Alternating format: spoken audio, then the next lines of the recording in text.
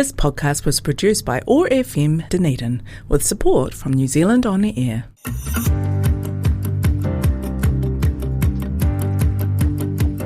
Welcome to What's News Dunedin, brought to you by Hazur Kebab, the radio show that spawned from the 20,000 plus strong local OT Dunedin What's News Dunedin Facebook group. The group that's been put in the social back in the social media since 2020 with respectful adult debate and a sense of humour. I'm your host, Richard Knights. Obviously Halloween has just come and gone. I'm your host, Richard Knights. On today's show, we're talking to our wonderful guest, Caren Van Gastel from Empower Me Fitness and Maya Captain from Moving for Life. Hopefully I've got that right. The thumbs up in the room are telling me that I have. They'll be telling us a bit more about themselves and what they do, as well as helping us look back at the posts that generate the most interactions over the past 7 days on the What's News Dunedin Facebook group. Those posts this week are: you now have to pay for parking in the CBD on certain streets on Sundays. The massive fire at Tomahawk Beach, which was potentially started by fireworks this week. And Billie Eilish calling out billionaires as she received a Music Innovators Award and donated $11.5 million to charities to fight poverty and climate issues. Welcome, Caren. Welcome, Maya. Thanks for having us. Thank you for having me. Absolutely. Awesome. It's good to have you here. Now, before we get started, we have our pun of the week. Now, this is a thing that we do on the page where we have a Pun Day Monday, and we then basically take the joke that's got the most laugh reacts. It's as simple as that. There's no more science involved in it. Than most laugh reacts, we bring it on the show on the Friday, and we see if it's as funny off the page as it appears to have been on the page. Okay, so Max Reed is one of our long-term, he just keeps bringing the good puns. Didn't win this week. I'm just putting it out there, Max. Someone beat you to it, mate. So we've got a different pun, not from Max this week. It is a thinker. So just let it sink in, and hope, and you might. I think it's hilarious. So, rumours of a food shortage at this year's Spoonerism conference turned out to be a complete lack of pies. It must be, because English is my second language, but I didn't get it. I'm sorry. See, a Spoonerism, you got to know what Spoonerism is. Yeah. See, a Spoonerism is where you mix up the first two letters you swap the first letters of a word. So, you could say a mucking fuddle. Yeah. Right? Okay. Instead of what would be rude. Yeah. So, because it's a complete lack of pies, it was actually a complete pack of lies. Oh, I get it. Got See, that's what says the thinker. You do have to know what Spoonerism is first before you kind of go in I get that. So that one probably didn't translate very well, but I still found it hilarious, to be completely fair. So it's a good joke. You'll be telling your kids this when you go home now. You'll be kind of going, you know what Spoonerism is? Yeah, I need to tell probably them will. that. Yeah, exactly. Absolutely. You kind of go, have I got a joke for you? So now, before we even get started on the serious stuff, which is talking about the news, talking about yourselves, what we do have is our 3 pop questions. Now, these 3 pop questions, designed by myself and my family and my wife, are designed to get right under the hood of who you are, right? So in 3 quick, simple questions, 3 answers, my listeners will know exactly who Caren and Maya are as people, and they probably won't even need to listen to the rest of the show, all right? This is not scientifically proven in any way, shape or form. This is just me thinking I know what I'm talking about. Right, so first question. When you have cream teas, will you have a scone, butter, jam and cream? What goes on first after the scone and the butter? The jam or the cream? I would say Jam. cream. Difference of opinion straight away. So Definitely. Caren was in with jam, Maya was in with cream. This is the only question you can get wrong on my show. So that means that one of you has got it wrong. And it's Maya. I'd say I blame it on my Dutch heritage. You can use that throughout the show if you need to. Genuinely, we will not stop you from using that if you wish to use that as an excuse or a reason. Let's say it's a reason rather than an excuse. But it's so basically it is the jam has to go on first, because scientifically you can't spread jam on cream. Right, so the science supports me and Caren, which is the right way of doing it, and also supports the Cornish people in the UK, and not the Devon people who do it the opposite way, because they clearly just science deniers and are just doing stupid things over there. So I love Devon, but the people have got their cream teas wrong, right? So, but that is the only question you can get wrong on the show. Okay. So if from this point forward, there's no gotchas, there's no landmines going to be waiting for you, right?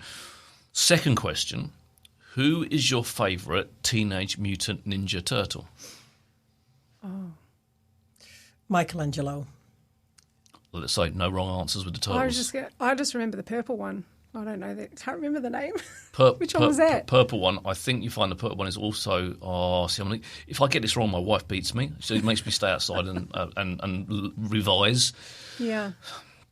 I think the it's purple. Not red. I think Raphael red's Raphael. Red. Raphael. Leonardo is the yellow one. And I always get mixed up between Mikey and Donatello. It might be Donatello. I think the purple one is Michelangelo. Oh, is it? I think. Okay. Purple one for me. Yep. I think it is anyway. So, but there's no wrong answers with the turtles. So now, third question and final question is a thinker. Okay, so that thinker is: would you rather find a person or 1,000 cockroaches in your attic or your basement? So it's your house. Would you rather find a person or 1,000 cockroaches in your attic if you've got one, or your basement if you've got one? Is that person alive? It doesn't actually specify, but Okay. we're going to assume that they are, and as are the cockroaches. I'm making an executive decision right here. Cockroaches are alive; they're scurrying around. Person, you walk into your basement. There's a live person there. I would go with person. 1,000 cockroaches is a lot of cockroaches. There's a lot of cockroaches. I was going to go cockroaches. There's no wrong answers here. This is just want to feel the way just the way you work. I think cockroaches went in my mind first. I don't know why. Maybe because I'm more of a shy person, and maybe because I listen to way too many true crime podcasts. Oh, maybe that's it. I think I'd Yeah. rather insects than everything else. Initially, when I was like finding this on the internet, I thought, person, because you can reason with a person. Say, excuse me, you're in my attic or Yes. you're in my basement. Please, could you leave? And then I decided that wasn't what I wanted to do. I decided then it was cockroaches, because then I could just drop a flea bomb or cockroach bite and deal with that, and not have to worry about it. Whereas, like, if I was to like kill the person, then that's probably something I probably don't want to do. And they might be bigger than me or stronger than me. But a cockroach, I can just put a cockroach bomb down and just kind of go, I've dealt with that problem without confrontation. I'm not talking to those cockroaches one to one. I'm gonna. That's what I'm thinking anyway. That's where I'll take the cockroaches. Yeah, I think so too. Yeah. Yep. So, but that's okay. That's not a question you got wrong, Mike. You're right. Your answer's totally correct in that one for you. Yeah. So Maybe I watch too many Disney movies. Maybe. That's right. Yeah. Maybe I need you to come round if I ever find a man in my house, in my attic. It was a person. So it could be a 7-year-old girl. It could True, absolutely. Yeah, but maybe whoever. If that thing happens to me, I'm just going to have you on speed dial. Yep. I think that's where I'm going to go. So let's talk about the three topics of the week, which is basically the posts that have the most interactions over the last 7 days on the What's News Dunedin Facebook group. The first one being, there was an article in the ODT, and they had a picture, a parking ticket on the front of on the windscreen wiper going on, and someone had obviously been walking around on Sunday, because Sunday was the first Sunday that just gone. Sunday was the first Sunday where you now have to pay for parking, off-street and on-street parking, in certain street, not everywhere in Dunedin City, not everywhere there is parking meters, but in the sort of central part of the CBD. They then had to publish another article later on in the week, which said it wasn't actually a parking ticket; it was an overstayed ticket in a 5-minute park, which has always been illegal, because those things are all the time. So if you overstay, it doesn't matter what time of day or night, if you overstay in a 5 or a 10-minute at any time park, then you're liable for the ticket that they'd actually taken a picture of.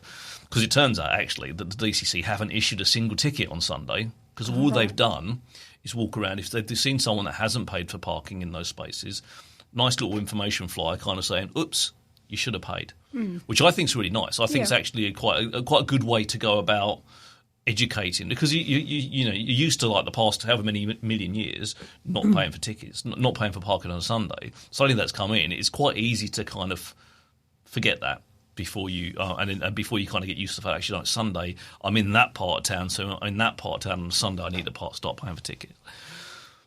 the reason they decided to do it is because apparently businesses were asking them to do it, because businesses were finding that the parks were being used by, funnily enough, their own staff for parking. Oh, right. So there wasn't a lot of turnover for actual customers. Yeah. So I can see the logic in it. There's still a lot of parking that is outside of that zone that remains free on a Sunday. But what do you guys think? Is it warranted? I mean, bearing in mind that we actually do have in my mind, we have quite a lot of parking available, and it's actually, compared to where I've been in the world, it's actually reasonably cheap. Even on a Sunday, it's reasonably cheap, unless you go to like the Wilson's car park on Moray Place or something, where I park for a couple of hours in the week, and it's $21. Yeah. All right, but if you do any of the DCC parking for that same amount of time, like the most you'll pay is like $7 for 2 hours, because it's $3.50, I think, is the maximum hourly charge. Yeah. Yeah, that's about 4 minutes of parking in London. Yeah, exactly. I'm from Sydney originally. It's Yeah, the same. I mean, if that's the reason behind it, then that makes sense for more turnover. However, I have a totally different view on parking, probably because I'm a personal trainer, is that I try and avoid paying for parking as much as I can, and it often means I'm parking further away. But in doing so, you're more active because you're getting more steps in. And I understand not everyone will be able to walk as far as I do sometimes to avoid parking. However, having that more positive spin on it is that it's good for your health. Yep. If you don't want to pay for parking, then you don't have to. You can just go Yes. a little bit further out and you're actually getting two benefits. So, Yep. yeah. I'm totally with you on that one. Yeah. Yeah, and parking, you're right, parking is not that expensive. Parking in Amsterdam, I think, is $50 an hour. It's crazy, Like genuinely, like when I was used to park my car in London, like when I was, and we're talking 30 years ago, and that parking for half an hour is more than I could pay for a whole day parking in Dunedin. Yeah. And that was 30 years ago, and it's gone up since then. Like it's gone up significantly since then. Like I remember it used to cost $16 an hour, and an all-day park at St Andrew's car park is $8. Yeah. Yeah. So that was double the price for half an hour in a city geographically that actually is not that much physically smaller. There's a lot more people there's obviously 10 million people in London, but physical space is not that much, So that to me, like, so I always kind of, I get crucified sometimes with people saying, but I need, if you want to turn the whole of the CBD into mobility parking, that would get my support too. Yeah. For the people who actually need to be right outside. And then you get the people that are able-bodied saying, yeah, but what if I want to buy something big? Yeah, but I need, I've got to get it to my car. I have never seen anyone walking in George Street with a 50-inch TV in their arms, kind of going, I'm just going to get that to my car. Like, do you know what I mean? Or like with a bike on their shoulder, or carrying a three-piece suite. No one's doing that. Like, it's not like they have to park on George Street in order to get that sofa from there to there, because they're not doing it. No, that's all right. Do you know what I'm saying? Absolutely. These are kind of they're kind of made up excuses. My mind goes to advocating for strength training, so you can do that. So what's sofa? I'm just like, I've got an armchair in one arm and another armchair in the other arm. That's why they're called armchairs. Yeah. Armchair each. Like this. I'm doing my curls. But New Zealand does have a driving culture, isn't it? Yeah, it does, yeah. They drive everywhere. Yes. Plus, if you go to the Netherlands, they bike or walk. Yes. They have a whole city centres just completely closed off for cars. I'd love to and see that. People just walk. Yeah. And it gets such a great vibe to the whole CBD when people are just strolling.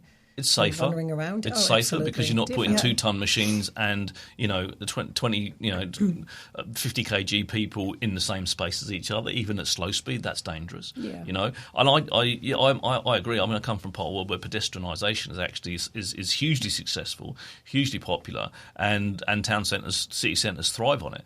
So it's like it is kind of hard sometimes, but.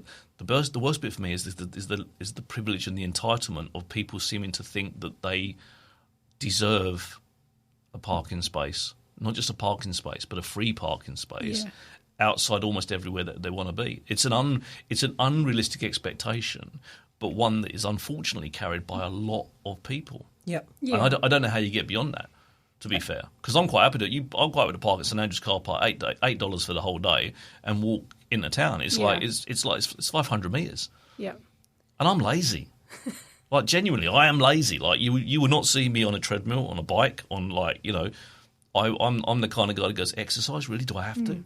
You know, and we'll probably get into that a bit later, and I'll probably get told off a lot, and I'm just priming myself for that later on. But it is, I'm one of the laziest people I know, like genuinely when it comes to that kind of stuff. But I'm quite happy to do that because I'd rather say, well, hang on a second, I'd rather that space was actually set aside for someone who had a genuine mobility concern, temporary or permanent, whatever it might be, and I'd rather they could use that because I don't need to. I think in terms of change, like you're never going to make everyone happy, but if you look at the bigger picture, making those changes is improving the overall health of the population because they'll have to walk. So then they're getting more steps in a day, and it might take a couple of minutes longer than if you were driving. But if you try and drive around town and try and find a park closer to where you want to be, it takes just as long anyway. So biting the bullet and making some changes, even if it is slowly, over time, it just becomes more used to, or people become more used to it and part of Dunedin and but it's a mindset shift that needs to happen. Agreed, and I think we're a little bit behind the 8 ball in New Zealand when it comes to that kind of mind shift change because the shifts we're talking about back in the UK we had that 30 years ago, and we're still 30 years. I mean, in the Netherlands the same again. I mean, I spent some time in the Netherlands, and it's just you get on a bike, you don't even think about it. You know, even coming from the UK, you kind of just go, I'll get on a bike. That's the time you would see me on a bike. Okay, that's good to know. I have cycled in the Netherlands. Used to go every summer, do some abseiling with the scouts and stuff. But yeah, so where did we go? Vlissingen, with ferry to Vlissingen from Sheerness or something in the UK. It was good. It was fantastic. It was a regular thing that we used to do.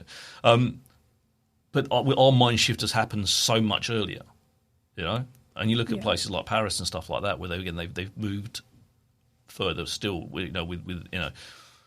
There's no downside. No, there's not. That's the thing, isn't it? There actually is no downside. And I say we got so much parking, and it's so bloody cheap here as well. So when you see people kind of, I want to be outside my spot, you just kind of go, you don't know how lucky you have it here. So basically, we're saying we don't mind the Sunday park. I don't mind the Sunday. I don't mind the Sunday parking fees. I genuinely don't. I think, and because it's not the whole city centre anyway. You park a little bit further away. Just walk a little bit further. You know. Easy. There's your answer right there. Happy days. So, second topic was the massive fire that we had. Suddenly, it was all over social media. There was with the videos and stuff. Was this huge fire blazing over at Tomahawk Beach earlier on. I think it was Bonfire Day. Yeah, you know, it was the 5th of November. Supposedly potentially set off by a firework, and. You just look at that and you just think, me personally, I don't understand why New Zealand even celebrates something as UK British as Guy Fawkes Day. I don't know why we do, like in the UK, genuinely, because actually, like, what would we celebrate? We would a plot to blow up Parliament, and like people say it's something. It's a celebration of democracy because they failed. Well, democracy would have continued after. It's just been a different kind of a democracy. It's not like it feels really kind of old-fashioned, archaic. You know, to be even doing that in the country that I come from, where it was actually relevant. To come 19,500 kilometres across the world to find that you celebrate it here with fireworks in the summer when it's sunny and you can't see the fireworks, because I hear fireworks going off at my house at 5 o'clock in the afternoon, kind of going, what are they watching? If they just like loud bangs, they could just they could just bang a hammer on something, like genuinely. And then we get these. We've got beautiful wildlife, nature, and all those kind of things that we're desperate to protect, to keep the way it's special that is special here, and we're setting fire to stuff. Yeah, I remember growing up in Sydney, and we had fireworks night, and I don't. It was when I was little, and I don't know if it's related to Guy Fawkes or not, but it stopped when I was very young, that they stopped allowing you to do that, because we would just have them in the backyard. Yeah. And so, you know, not going to give away my age, but several years late 20s, right? You know, to come to New Zealand and see that they still have fireworks, that even though it's only a certain time of the year. Yeah. And just the impact on everyone and everything, all the animals, all the people. I mean, it was a hot topic of conversation in my mum's classes because everyone was tired because all the babies kept waking up. Oh, yeah. Of course. So yeah, I think it's a huge impact for something that not sure why. It's not. I mean, everyone loves fireworks. It's absolutely, fun, but also, yeah. I've got no problem with public displays. My nan on my mum's side and my granddad on my dad's side, both born on the 5th of November. Yeah. Right? So every year on my nan's birthday, my nan's side of the family, and there's about 1 million of us on that side of the family because we're part Indian, so that literally our family is huge. We would have, in a garden, which is in the middle of nowhere, we'd have a proper, almost like a professional fireworks display my uncle would run, and would celebrate my nan's birthday. It was fantastic. I love fireworks. When I went to Epcot one time, and Disneyland and stuff, and they've got the fireworks going on. Amazing. Genuinely, it's just fantastic to watch. But I don't want to buy fireworks. I don't want to set fireworks. So I don't want to be responsible for a firework going off and then setting fire to something. That's what I don't want to do. I don't got no problem with public displays. I think I think that's where they should be. Yeah. The fact you can buy fireworks for 4 days of the year is crazy. Because people just hoard them and sell them, and you can sell them off any time you like, but you got to buy them for 4 days of the year. So people just go mad for 4 days, which almost generates the need for them. You can only have it for 4 days. It's like white baiting season. Because if you do it all year round, it'd probably be we may be, I know, but now you sort of push it into a small space in time, you almost feel desperate. I've got to take part. So, but it's like. And because it's like this time of year, right, they're either going off at 5 o'clock you can't see them, or worse still, it gets to midnight or 1 o'clock, but people are going I've had a couple of beers, I'm not going to set my fireworks off. And now, now you're just upsetting everyone because and then you've got the students now, for some reason, firing them at policemen, firing them across the street at each other and using them as weapons. Yeah. And I haven't seen that in the news previous years that I've been here, but that you look at that and kind of go, if that wasn't a firework, that would genuinely be assault with a deadly weapon. Yeah. But if it's a firework, you've kind of gone, don't be silly. Actually, no, you could literally, we've had it happen in the octagon. Someone's lost an eye. Yeah. And it's not like, it's not like your mum kind of go, you be careful, you'll take someone's eye out with that, It's actually, it's and you don't come back from that. No. That's changed someone forever with that kind of injury, So I'm just looking at that kind of going ban the damn things. The dogs don't like them. The horses don't like them. We've got so many, it goes off on Tomahawk Beach. We've got sea lions coming in to mate and to give birth and stuff like that. We can't afford to lose.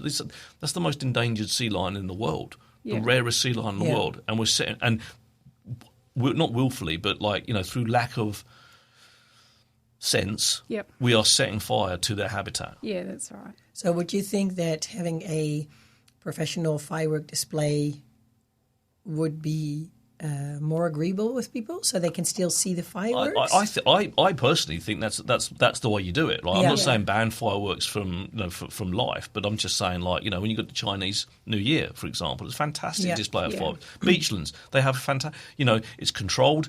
It's all done under the banner of health and safety, which most of us, unfortunately, in our public our private lives, don't even give it consideration. You've got people holding rockets in their hand to send them off. It's like there's an element of I don't know, one-upmanship and stupidity that kind of drops into it. If you're doing it all publicly and under controlled displays, I think it's absolutely a place for them. Yeah. I've been very fortunate. None of my animals give a monkeys about fireworks. None of them ever have. They couldn't care less, right? But I do know that some people's it's the worst day of the, it's the worst time of the year for some people because their pets are hiding and scared and all those kind of things. Which and why are we putting animals through that? We wouldn't willingly put ourselves through that. No. Now in the Netherlands, you have fireworks to celebrate New Year's. Yeah. And people are allowed to set off fireworks from noon, the 31st. But a lot of people have to drug their animals, their pets, to get through those 2 days, which is... Yeah. That's crazy, eh? It's just crazy. I think the majority of people aren't letting off fireworks for the Guy Fawkes connection. It's more just like, here's something a little bit dangerous and fun, and this is our only opportunity to do it, so let's do it, and then you're just trying to get it done and see what silly things you can do because that's what people do. So they don't, you're not thinking about all the safety precautions and often like, oh, it won't happen to me. I'll be fine. It'll be fine. I'll just do it here. But and no one's doing it willfully to upset animals, but they're just not giving it any consideration. That's right, That's actually that's what's going on. I've seen some animals that are absolutely in fear of those noises going off, and you just kind of go like, well, you wouldn't put your own children through that. So why would you put someone else's pets or just any animal at all through that? It doesn't make a lot of sense. Yep. Moving on to our third and final is there's a post on the page about Billie Eilish, who is a British singer, I believe so. I'm not a fan, clearly. I was reading the news stories. Called out some billionaires. So she was at a Wall Street Journal Music Innovators Awards that she won, and she's donated $11.5 million to charities that will fight poverty, food insecurity, and climate crisis. And she used her speech to actually say, like, we're sitting in a room here. There's a whole lot of people that are far, far, far richer than I am. What are you doing? Why aren't you doing more? And I have those moments all the time when I look at rich people. And I know a lot of rich people, it's not liquid assets. So it's not like I just open the drawer and there's a whole load of dollars and notes and stuff. And I just go, oh, yeah, I'll give you some of that. But I don't understand billionaires. I don't understand if you've got the ability to make something better, why you choose not to. Why do you choose to buy Twitter instead of ending world poverty? Or why do you choose to buy Twitter instead of ending homelessness? Because if I had that kind of money, I think if I had that kind of money, that's where it would go. You can't take it with you when you die. Yeah. You can still leave enough money behind for everyone that you care about that they will never have to worry about money ever again and still have spare change. What drives these people? I know Bill Gates is going through a process of trying to get rid of all his wealth before he passes, right? So, you can look at him and kind of go, that's what you should be doing. Yeah. But you've got rich people just sitting there, kind of going like, I care about the homeless. Do you? Do you really? Because if you did, Jeff Bezos, Elon Musk, you could fix it. And the fact that you choose not to, I find that really hard in my life. It is. But the fact that they choose not to makes them a billionaire. Yes. Because if you would care, then you would give away so much money that you would never end up being a millionaire. Even a small percentage, like a very small percentage of what they are worth, could make such a huge impact to other people's lives. But they're choosing not to even do a little bit. Exactly. I mean? It's like someone mentioned Carnegie. Like, he gave his money away to lots of libraries named after Carnegie. He was a horrible person, ultimately, I believe, and he only did it because he wanted to go to heaven. Right. And there's in the Bible, rich people have more chance of getting to heaven than fitting like a camel through the eye of a needle or something. And he kind of thought, well, I need to get rid of my wealth. Yeah. Totally for the wrong reasons, but ultimately still done good with the money. All right. For me, like when you're like someone like Elon Musk or Bill Gates, and you have hundreds of billions, right? Like I've got hundreds of pairs of socks. Right? If I lost a pair of socks, I wouldn't notice. Right. So I could lose $1 billion. I mean, $1 billion's a lot of money. $1 billion's not insignificant. You got Billie Eilish giving away $11.5 million and going, there's people that are rich, and you kind of going, that is astounding. I just think there's more. Our capitalist world just seems to be so skewed. Yeah, it sure does. And I've got no problem with people with wealth, right? I've got no problem with people making good for themselves. I give where I can, right? But I know if I had billions, I'd give billions, and they don't seem to. No. I probably give more as a percentage of my own personal wealth. And many people do, and some of the poorest and most vulnerable people give the most proportion wise. Yeah. When you think about people, when I think about people that have been on this show, like Janine Walker did the bedding bank, everything she's got, she gives to people, and you kind of look at them and go like, they deserve to be a billionaire. Yeah. It seems really weird. But I think if you look in the mindset of a billionaire. They started off somewhere building their richdom or their money, and they just had to keep focusing on themselves to gather more and more and more and more, that you totally get disconnected of the rest of the world. That's why they got there, because they didn't care about others. They didn't care about giving something away.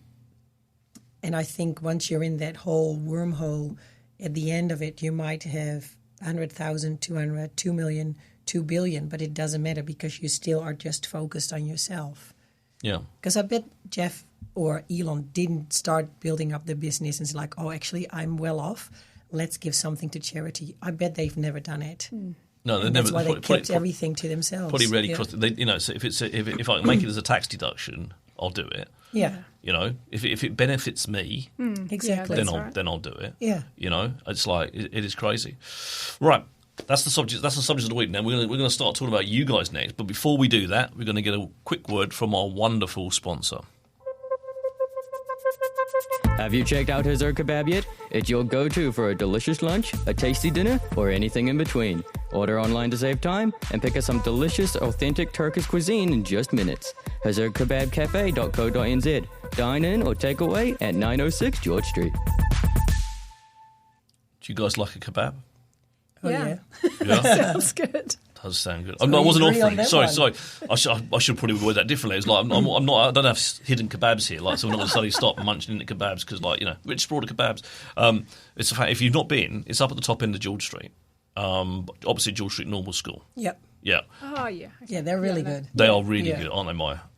Genuinely. Like, if you haven't been there, Caren, it's like you need to check it out, because if you do like kebabs, they've got the lot. It is fantastic food, and it's genuinely cooked with love. I think you can tell. They seem to enjoy being there. All of them, the staff. None of them seem to be having a bad time. They just, a lot of people in the fast food restaurant overworked. These guys are just like, they're just top people. So it's a great place. I want to talk about you guys now. So I want to talk about what you're doing. So we've got obviously two people here with, as you explained it before, on the same page, but from different kind of businesses. All right. So we've got Caren Van Gastel from Empower Me Fitness. We've got Maya Captain from Moving for Life. Yes. Oh, I see. Did it. People are wondering why I'm struggling with this, because Maya got brought in at very late minutes, so I don't have them written down on my piece of paper, so I can't keep going back to it to kind of go to reignite the synapses. So maybe each give us. We'll start with you, Caren. Yeah. Just give us a bit of a 5-minute cliff notes. What you do, how you do it, what's brought you to that, and then we'll do the same with you, Maya, and then we can talk generally about your kind of collective views and the way you go about helping people. Yeah, sure. Okay. Well, thank you. I'm a mum of two, and I'm a personal trainer. And when I had my first and second babies, I guess, I realised that there was so much that I didn't understand about my body. And I thought, with a background in exercise and working in public health, that I should know more about my body. And fast forward to a year postpartum with my second, I developed some significant pelvic floor issues, and again realised that more women should know more about the changes that can happen to our bodies, because it not only affected me physically but emotionally and mentally as well, and it's super, super common. So that kind of started off my journey into fitness, specifically looking after mums, and I'm on a bit of a mission to reduce the incidence of pelvic floor dysfunction among women and improve maternal mental health. So it's all related, and exercise, if you can exercise in a way that is safe for your body at whatever stage you're at, whether that's pregnancy or postpartum or further on down the track, then you can get all those wonderful benefits of exercise without, which will help you deal with any of the other things that come about. So you may still experience some pelvic floor dysfunction. 1 in 3 women will in their lifetime, but I think with empowering women with some knowledge and understanding and where to seek help if they experience any of these issues, then we're going to reduce the incidence of that, or the negative impact on their lives if they do end up with some anyway. So that's where I'm at. So I'm on a mission to just empower women, educate women around the pregnancy and postpartum space is my real jam.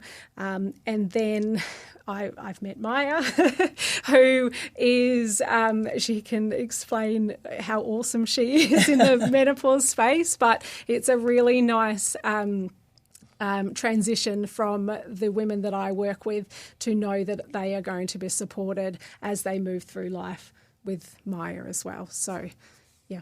That's a great segue into you, Maya. So perhaps you can explain where you come into the piece, please. So I worked in the Netherlands as a nurse with a postgrad in obstetrics and gynecology. I moved to New Zealand in 2012, started working as a personal trainer, and in 2023 I went through the perimenopause to the point, and I had severe symptoms that I didn't know were connected to perimenopause to the point where I was suicidal. Married to a freaking GP, so I blame him a lot as well. That's fine, he's not here. Yeah, exactly. That's cool. So when I got out of it on the other side, I thought if me as a nurse married to a GP missed so many symptoms, almost killing myself, what happened to all these women out here? So I started upskilling myself with the videos that my husband was giving for his GP network. I started educating women, and then that same freaking husband said, well, you giving all this information out, but you don't have any paperwork to back it up. So I was looking for a decent qualification to start educating women, which at this point is not, what I was looking for is not available in New Zealand yet. So I committed to do another nursing postgrad through the Dutch education system. I was the first international student. I was allowed to do it online, but I had to do it in real time. So for 1 week a month, my education days were between 9 p.m. and 5 a.m., wow, which was massive. Yeah. Really happy that I recorded everything, because at some stage, one of my classmates texted me and said, we can see that you're asleep. Can you please wake up? So I graduated 3 weeks ago. Oh, congratulations. Yep. So now I am a Dutch certified, but menopause nurse specialist. And then just like Caren, I'm on a mission to help women understand what's going on in their body, because 100% of the women, if they age enough, will go through perimenopause and menopause, and it can have severe health implications. So think about the risk of cardiovascular disease, osteoporosis, mental health issues, issues with your sexual health and well-being. So my main hope is that I can educate, again, as many women as possible, and in the run, healthcare professionals as well, around this stage of life, and to support women. So I actually get them from Caren, because the first symptoms can start as early as really rare, late 20s, but late 30s is quite common. A third of the women get symptoms late 30s. And at late 30s, some women would have only just had children as well, wouldn't they? I mean, because we seem to be having children either for longer or later anyway, naturally. I mean, I'm speaking as a male here, so I'm a little bit out of my depth, if I have to say. I always keep thinking of that phrase that women are the fairer sex, but I don't think they ever are. They're absolutely the stronger sex, because you guys go through so much more than blokes do. Like from a growing up, through puberty, through everything that you guys have to deal with, and I don't want it to be an us and them kind of thing, but actually, giving birth is a massively, not just traumatic thing, but it's a massive destructive thing to the inside, to the body. It's huge. And if we're not looking after, I say we, the royal we here, not looking after our bodies afterwards, then or not getting the information that we need, that's definitely a gap in what we. In my mind, what we should be doing, because it's all well and good for me to sit here and go, oh yeah, I've heard of pelvic floor issues and stuff like that, but I'm never going to experience them. Yeah. Yep. I'm never. Well, you could. Yeah. Potentially. I don't hope you will. No, that's right. Yeah. But it's quite a common thing for women after pregnancy, right? But if you don't know that you should be doing your Kegel exercises and all the other bits and pieces, and that's the extent of my knowledge, right? That's it, and that's my ignorance as well, like because ultimately there's definitely a part in my mind that says I should know more about it, because how do I support my partner, wife, girlfriend, whoever, all the women I've had children with, That's right. not Cindy, it's only just you. It's just you. But you know what I'm saying? Like whatever it is, like if I haven't got that information, that I'm part of the problem too. Surely. Yeah, I think society as a whole is part of the problem, because there's and especially in the fitness industry, there's that huge pressure for mums to get their pre-baby body back and get back to whatever they were doing pre-pregnancy. But the fact is, your body has changed so much, and you've grown like another human inside of you. That's crazy. And so when I had my first, I honestly thought that at 6 weeks postpartum I would be feeling great again. I'd be feeling normal. And the truth was that 6 week mark was only like just the beginning of coming out of the fog of like early postpartum. So it was a huge eye opener. And every woman is different. So their pregnancy and birth experiences and postpartum experiences will be different with each child that they have, likely. Yep. And same as they move through life through perimenopause and menopause, we're all so unique. So, there's a huge range of symptoms in that whole lifespan, and you might have one or two here and there, and a lot of women just put it down to, I'm just in perimenopause, or I've just had a baby, it's just normal, I just have to put up with it. But there's a lot of things, especially the pelvic floor issues, that can, only get worse as you go through. There's a lot of unnecessary suffering, isn't it? There is, yeah. So if you understand your body better, ideally before pregnancy, but during pregnancy can help understanding, especially around your pelvic floor and your deeper core, during pregnancy can help with the birth, which means that your birth may not be as hard or as difficult. And then postpartum as well can set you up for a better postpartum recovery if you know what's happening to your body and how to best look after it in that period. So there's empowering women to have a little bit more awareness about what potentially could happen, not to scare them, but to go, oh, okay, I heard about that. Now I know where to go to seek help. So there's women's health physios who are amazing at looking after pregnant and postpartum women and are specialised in that area. And because everyone's unique, they can do more in-depth testing and an assessment to work out what specifically is happening for you. Because some women will have a pelvic floor that is too tight and turned on all the time, and they can be leaking. And then you've got other women who can be leaking because their pelvic floor is too weak. Right. And with either one of those, you've also got the issue of your pelvic floor is just one muscle group in your body. So it can be affected or impacted by the rest of your body, your posture, how you breathe, how you move. So there's so much that women could improve their quality of life if they just knew some of these basic things. But we don't know about it often until we have an issue and we're like, oh, right, why didn't anyone tell me this before?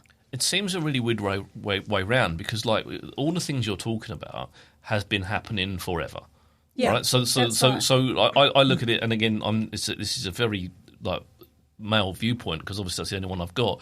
Is that we've been having babies for since the birth of man, literally, and woman, and we don't seem to be imparting the knowledge. We seem to have a very reactionary stance Absolutely. on it rather than a proactive approach to it, which doesn't make sense to me, because we're in a world of science where we know all these things. Like back in the 15th century or the 17th century, if people had weak pelvic floor muscles, no one was understanding that. It's just that was something that happened, right? Yeah. So we didn't have the medical knowledge that we have today, right? Every woman pretty much will go through menopause, and every woman goes through perimenopause. Is that so? Perimenopause is the bit period before leading towards. Yeah. Okay. So again, so all women know that that's going to happen to them. But how many women have actually educated prior to that with regards to like you learn cooking at school, right? I did. I learned cooking at school. You learn to do certain things at school. But you're not learned to look after your body. Like no one, like everyone. I used to do PE. Like I did sport because it was healthy and it was good for me. But no one taught me to look after my body. Does that make sense? Yeah. Like, and we don't seem, even though we've got the knowledge, even though we know how to fix it when it breaks, even though we know all those bits and pieces, even though we know these things are coming, no one's kind of prepping beforehand. Yeah, No. I think in the past it's been a taboo subject. So, for example, my mum also experienced pelvic floor issues, but I didn't find out until I was 30-something and had my own issues. And then mum was like, oh, yeah, that's what I By the had. way. Yeah, by the way. So, and that's really, really common. Some of my clients are mums of the mums and bubs in my class. So the next generation who haven't known about these things and realised that they could get help for it. So they've just been putting up with leaking or whatever for, 20, 30 years. And I've lost my train of thought. Okay, we'll move on. That's right. But I am the same. Yes. So I had mental health issues, and it wasn't until I started talking to my mum about it that I heard, actually, I had the same thing. And we do start to educate girls in high school about their periods. They get, hopefully, the information before they have the periods. Yeah. Women who are pregnant get a little bit of education around, this is contractions, this is when you're giving birth, and this is where the baby is coming from. But that whole perimenopause, menopause thing, we don't have a set time to sit down with women and say, look, your mom got her last period when she was 42. That is quite young. So you could experience symptoms earlier on in life. These might be the symptoms that come across. And this is what we can do to help you so you don't suffer. Because women in their late 30s might experience things like, I just haven't bounced back from my last birth. They might be perimenopausal, but I think most women would see menopause as something of really old, white. When you say, what does a menopausal woman look like? They think of an old grey 80-year-old woman instead of a woman who might be in their 40s and having their last period. And for women at that stage of life, you've got young kids, you're trying to work, you may be looking after elderly parents. So for some of the symptoms, the exhaustion, fatigue and things like that, you can put that down to just life. Whereas if you actually understood a bit about it and you may have been able to implement some things that could help you manage that, then, ultimately your quality of life is going to be better for that period as well. And surely we want that for everyone. Like genuinely, we at the end of the day, we seem to, as a species, we seem to be, and male and female alike, we seem to just kind of go, that's just, that ache, that pain, that's just life. No, you've broken your leg. That's that's not normal. You can actually get that fixed, and you're not hobbling around anymore. It's like, but then I have to go and see a doctor, and then our health system becomes prohibitive. Yeah, because of the fact that we have to pay. Do you find that for women, they are being told by other healthcare professionals that this is it, just have to put up with it? You mentioned science before, but I would say in the last 10 years since I've been in this space, science is only just catching up. Right. And we might have had some knowledge before, but it's constantly kind of being updated and more research is being done, so there's more data.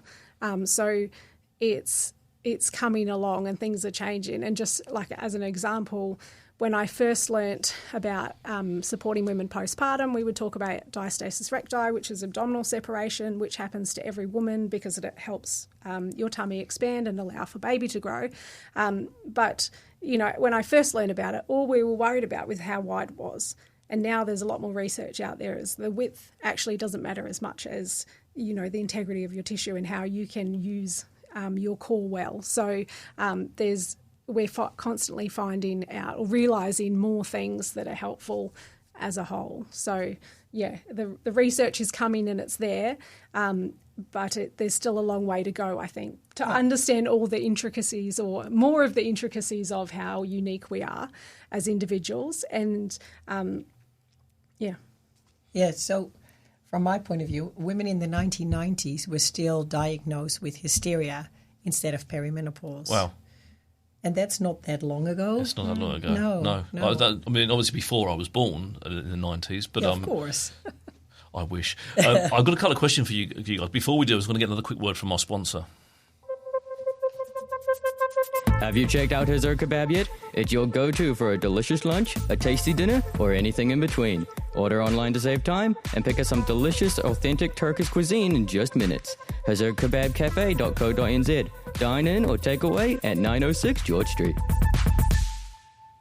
I told you we'd run out of time. We've got 5 minutes left, right? So and that's literally, this is like, it goes in the blink of an eye. So if I've got listeners that are listening right now, or catching up with the podcast a bit later on, your services sound invaluable to a whole array of different people, or even the same people at different stages of their life.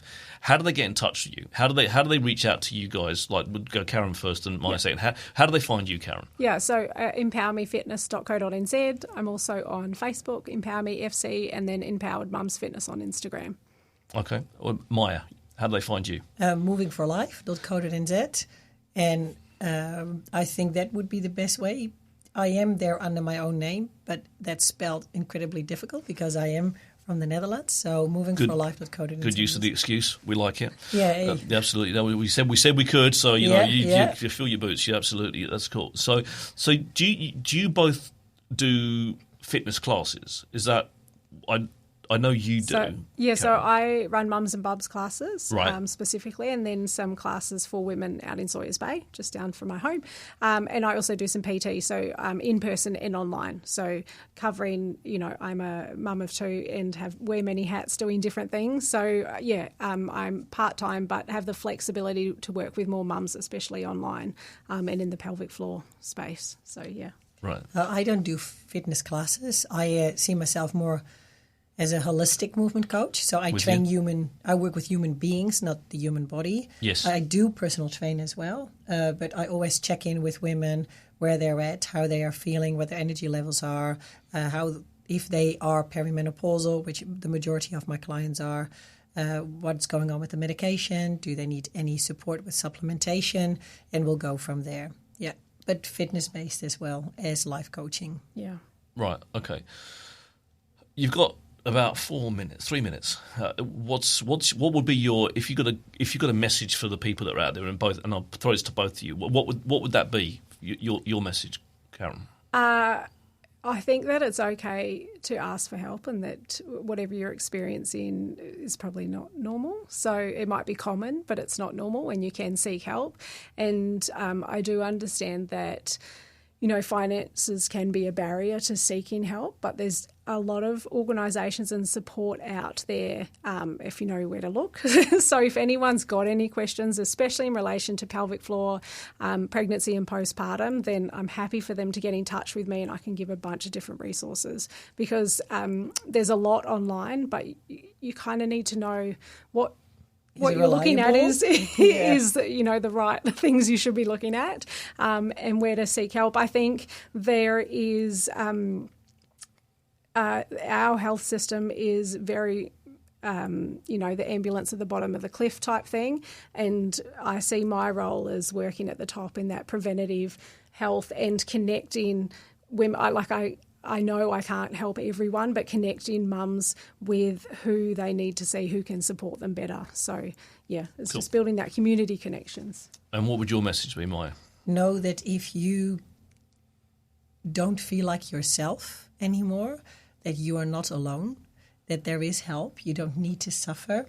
And just like Caren, I can connect you with lots of other ones. And just like Caren, we stand together at the top instead of the bottom of the cliff. Prevent women from getting near the cliff, because sometimes the ambulance isn't there even. Well, I think we need to spend, as a society, we need to spend more time at the top of the cliff. Don't we? Absolutely. We don't. We're very reactive, and that's.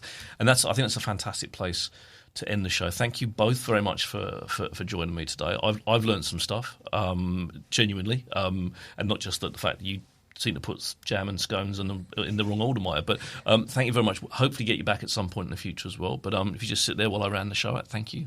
Thank you.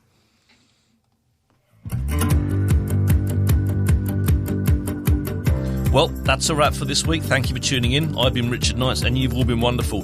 Remember, if you're looking for a robust, respectful adult debate about all things local and further afield, and a welcoming online community doesn't take itself too seriously, come and find What's News Dunedin on Facebook and join our fun. On next week's show, we'll be talking to Jill Bowie and Kelly Campbell, the most active activists you'll ever meet, and look forward to seeing you next Friday at 12 on OAR FM. And if you want to listen to the show again, or simply share it with your friends, you can find the podcast at oar.org.nz, or even on Spotify, YouTube, or your favourite podcast provider.